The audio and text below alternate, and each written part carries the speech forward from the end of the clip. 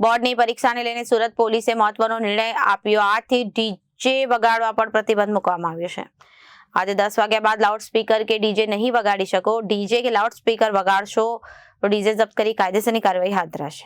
બોર્ડની પરીક્ષાને લઈ સુરત પોલીસે મહત્વનો મોટો નિર્ણય લીધો છે। આજથી ડીજે વગાડવા પર પ્રતિબંધ મૂકવામાં આવ્યો છે। સાંજે 10 વાગ્યા બાદ લાઉડસ્પીકર અને ડીજે નહીં વગાડી શકો। જો ડીજે કે લાઉડસ્પીકર વગાડશો તો ડીજે જપ્ત કરી કાયદેસરની કાર્યવાહી કરવામાં આવશે।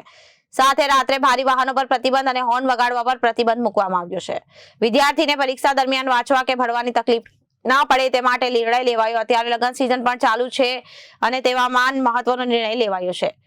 હાલમાં 10મા 12માની પરીક્ષાનો કાર્યક્રમ જાહેર થઈ ગયો છે અને બધા જ બાળકો એની તૈયારી કરી રહ્યા છે। સાથે સાથે લગ્નની સિઝન હોવાથી પાર્ટી પ્લોટમાં ખૂબ મોડા સુધી ડીજે વાગવાની ફરિયાદો મળી રહી છે, જે અંતર્ગત જાહેરનામું બહાર પાડવામાં આવ્યું છે અને હવે જે કોઈ પાર્ટી પ્લોટમાં 10 વાગ્યા બાદ ડીજે મોટા અવાજમાં વગાડવામાં આવશે, ડીજેનો ઉપયોગ કરવામાં આવશે તો ત્યાં કાયદેસરની કાર્યવાહી કરી અને ડીજે જપ્ત કરવામાં આવશે।